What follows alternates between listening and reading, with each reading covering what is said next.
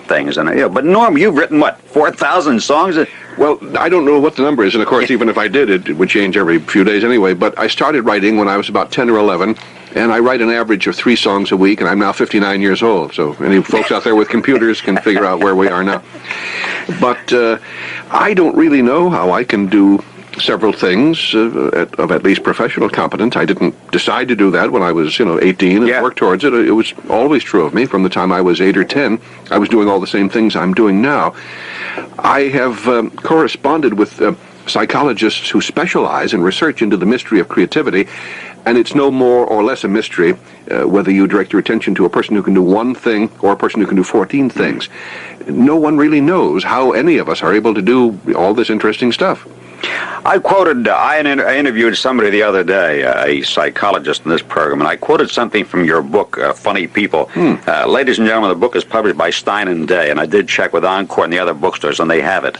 And we'll talk about who's in it and so forth. I quoted something, I said, Steve Allen's book, Funny People, he makes the point that in a nation of about 225 million, there may be tops 200 professional comedians. I think that's about the figure you used, wasn't it? I think I used 400. 4, was it? 400? Yeah. Okay, well, inflation, and you also remarked, isn't it remarkable that we have so many of everything else, but so few professional comedians in a nation this size? Mm-hmm. And then, of course, you go on to say, discuss why. Let's talk about why there's so few real professional comedians. I don't believe anybody knows. I certainly don't, and I'm supposed to be some sort of an expert on this subject. I'm not sure really there are any experts on this. There are people who give it a few years of attention, and I may be the only one in the funny business who's done that. But even so, I have no idea why there are so few comedians. There are other questions that append from the main one. Why, for example, are there so many funny Jews in the world? Most comedians, as you know, are Jewish. Most comedy writers are Jewish. At 80%, I think you say in your book. I never really added that up, but I wouldn't be surprised. It's probably something like that. And it certainly has nothing, it's nothing like the percentage of Jews among the American population, which may be only, let's say, 3%. Right. So it's a remarkable combination of figures. You can put together a case as to what some of the reasons are. The Jews have always been people of the word. They've always been a literate people. They've always been interested in education and philosophy. So they are gifted at the manipulation of verbal symbols. They can communicate very well. Secondly, they've had a partly tragic social history, almost totally tragic in some historical contexts.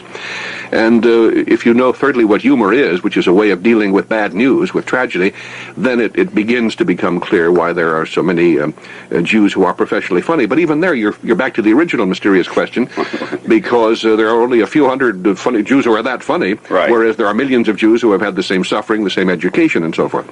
Well, maybe it's the old thing about laugh to keep from crying. Sure, yeah, that's part of it. And I characterized the figure by saying professional, because you know and I know that you bump into somebody and they say, you got to come to our church, you got to come to our synagogue. We're doing Guys and Dolls, and the woman that plays Adelaide is 10 times as good as Vivian Blaine ever was. Right? You hear that all the time. Sure, I mean, you're right too. I would doubt that. I was in the theater business for a few years, and I got a lot of that. And I once made the mistake of going to see the woman who was 10 times as good as Vivian Blaine. I can only tell you, I couldn't wait to get out. So it happens like that. Yeah. But I talked about professional. I've heard comedians, for example, those that have been in the business for a while, who feel sorry for the young guys and the young women. They say they've got no place to go to learn, or they've got no place to go to make mistakes. Well, it's not correct to say they've got no place. They don't have the opportunities that were around 30 or 40 years ago when we had vaudeville, because then obviously you could put an act together. It only had to be 10 or 12 or 15 minutes at length totally. And you could go on the road and you learn something, as you know, from every performance. Sure. You learn what jokes that aren't working, so you take them out, you put in new material. That's why those old vaudeville gems were the gems they were. They were polished. And that is true. The young people don't have that kind of opportunity now, but they do have the comedy clubs. There's one called the Comedy Factory, I understand, opening here in Philadelphia. Right. And they're in many other cities around the country now. So the young people are sort of making their own opportunities. Some of them have connections with the management of the clubs. In other cases, local businessmen realize there's a market for this, so they open a club and the young people come into it. But necessity, as they say, is the mother of invention. And I think this is working itself out. Tell me about the reaction of some of those people whom you write about in your book, Funny People, some who are alive and could answer back. You know, guys like Sid Caesar, Richard Pryor, all of these people, Steve Martin and such, Woody Allen, Mel Brooks. There's a picture of you and Mel Brooks. I tried to interview Mel Brooks one time. I'm going to tell you, it's like trying to hold back a tidal wave with him. I just said, Mel Brooks, I didn't get a second word. That was it. He's a takeover kind of a guy. Right. Yeah, one of the great comic minds.